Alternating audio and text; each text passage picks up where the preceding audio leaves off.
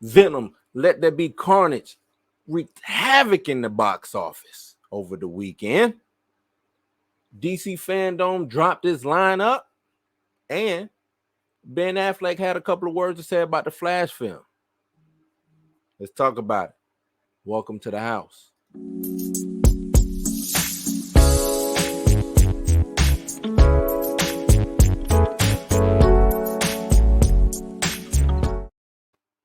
Hey, y'all know who it is. Bluminati, man. This is Blues News. Like, subscribe, share, hit the notification bell. Holler at me over in the community tab if you're watching this on YouTube. Let's get to it, man. Let's get to it. So, the news we have today, man. What we got today? We are talking about Venom 2 doing what it does in the box office, or what it did. So, Venom 2 ignited, wreaked havoc, whatever you want to say, set the world on fire with a record $90 million box office opening. This was the best box office opening for the pre-pandemic. Is it going to save theaters? Who knows? Well, I think theaters are doing well anyway, but is it enough to really bring theaters back alive, right? So in a stunning boost for this theatrical Venom Let There Be Carnage, it opened to 90.1 million at the and this is just domestic. The biggest 3-day launch of the pandemic era is fueling the biggest weekend overall since COVID-19 shut down the theaters, March of 2020.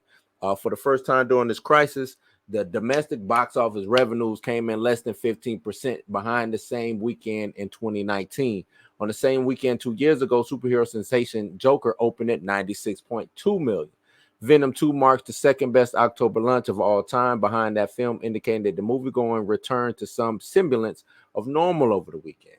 I went to go see it. I enjoyed it. It was a fun film. I'm not going to sit here and say it was the best film. I'm not going to bash it and say it was bad. It's not my Venom.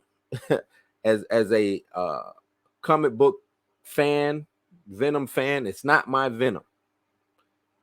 With that out of the way, it was a good fun movie. I took my son, took the offspring to see it. He enjoyed it, but he said he liked the first one better. That's all I would say about that.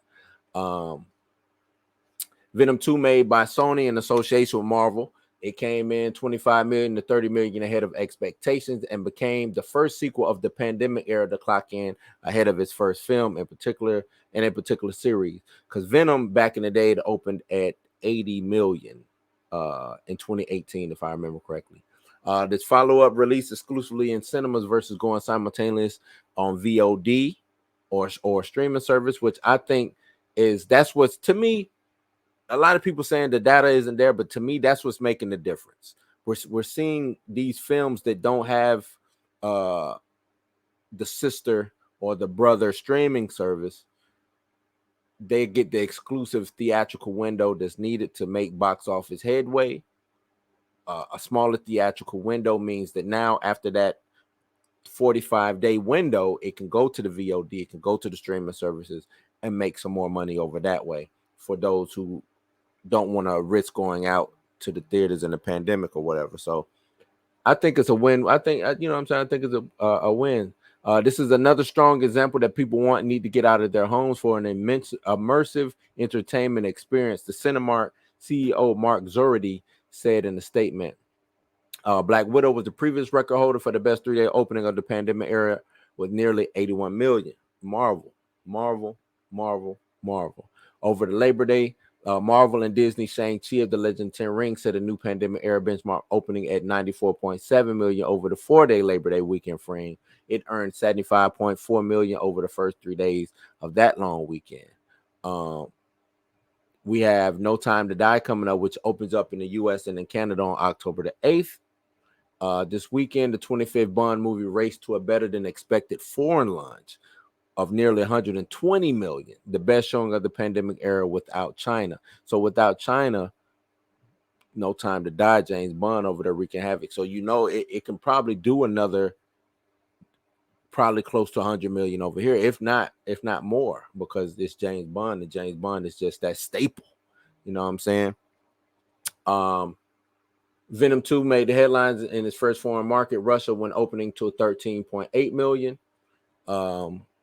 which is Sony's biggest opening of all time in that market. I mean, I believe theaters is coming. Just reading this article, I believe theaters is on their way back. You know what I'm saying? We got many states in Newark that came out. I think it took the fourth place, earning 5 million. And I'm pretty sure to make more money than that. But it also came out day and date simultaneous with HBO Max, so it could have made a little bit more. But yeah, I think theaters are gonna, you know what I'm saying, they're on their way back. I believe so. It's not gonna be, I don't think it's gonna be a sharp uptick. I just think that they're on their way back, and you will see the gradual return of people going to the theaters and stuff like that. Man, people do want to get out of the house. People do want to do the date nights, dinner and the movie. Still, people still want that human interaction, and I think that's what we're missing by staying in the house.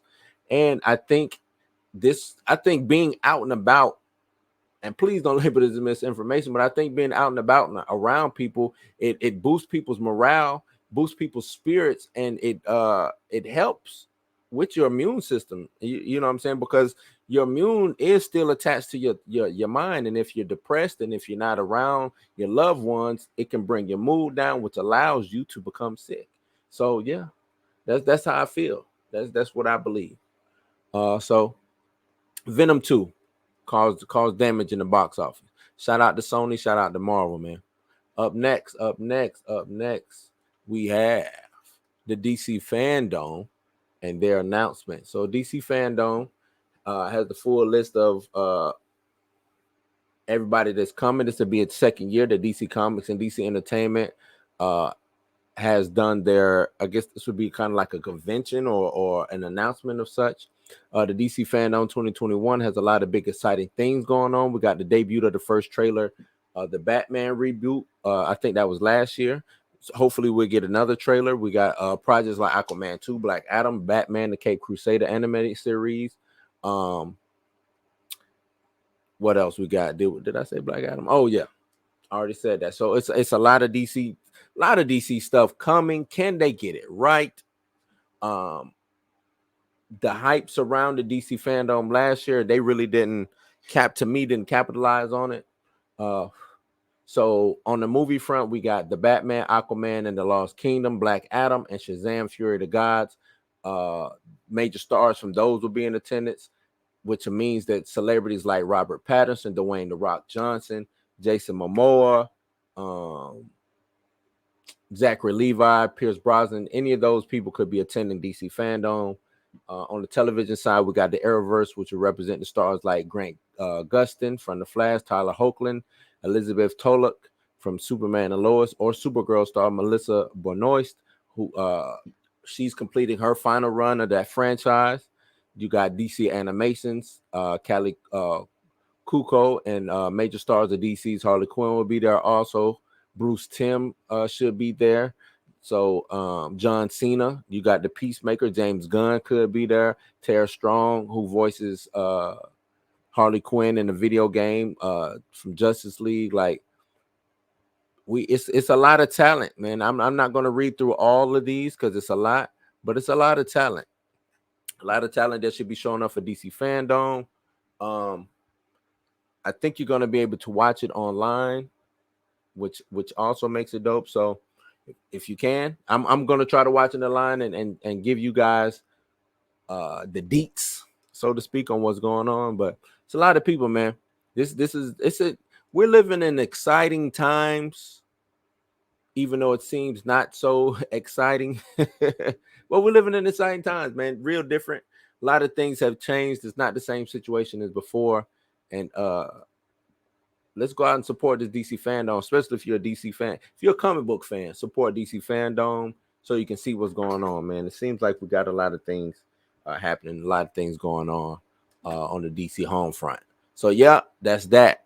To keep in line with DC, we got Ben Affleck and his time filming on the Flash movie. He praised the Flash movie while addressing the negative Justice League experience that he had.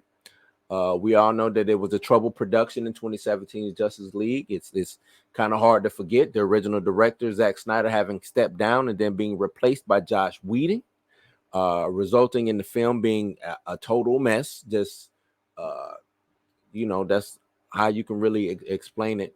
The film was critically panned by the fans and by critics.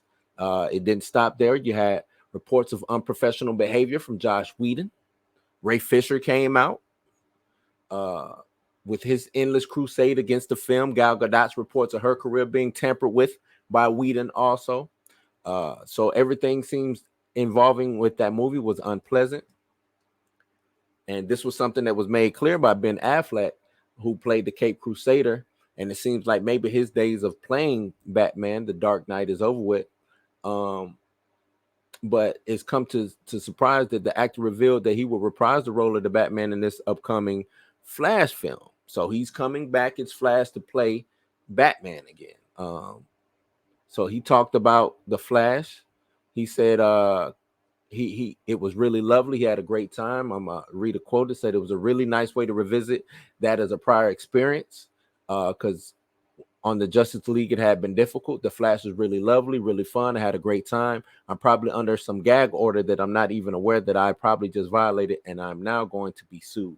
So he, you know what I'm saying, having a little jokey joke, little fun with it, you know what I'm saying? He couldn't help but praise the actor Ezra Miller as well. He said, I love Ezra. I had a chance to see Jason Momoa, who's over there making Aquaman, The Lost Kingdom. So it seems like he had a splendid time, real good time over there filming with the Flash, man. Will he be back? Who knows? We don't know if he'll be back. I would love to see him come back. To me, he is my favorite Batman, even though Michael Keaton is also in this movie and he's top tier. We know he's top tier. But to me, his Batman is outdated. This Ben Affleck's Batman represents the Batman from the comics. He's the most comic accurate Batman. That's why I put him up with him and Michael Keaton being 1A, 1B, or you can be 1B, 1A, you know what I'm saying, however you want to put it. So yep, we got Michael Keaton coming back, Ben Affleck coming back, both playing Batman, The Flash. This should be a fun film, man. This film is either gonna make or break DC. It's either gonna make or break DC. Either this is gonna be the way to go, or they are totally, to me, they're totally gonna be done. Screwed. Done. So this gotta work. This gotta work. So yeah, that's the news for today, man. I know I'd be abrupt and all that, man. Don't forget to like, subscribe, share, hit the notification bell. Do all of that. Visit me over on the community tab at YouTube. I will be posting things over there, trying to interact with my fans. I'm trying to do a little bit more so we can get blues. I want all the house guests, man. I need the house guests so we can throw a big house party. Welcome to the house party, man. You know what I'm saying? But you know what you got to do after the house party's over, man. You got to go home, man. Or you got to get up out of here. How about that? You ain't got to go home, but you got to get up out of here. So peace, man. Y'all enjoy the rest of y'all day.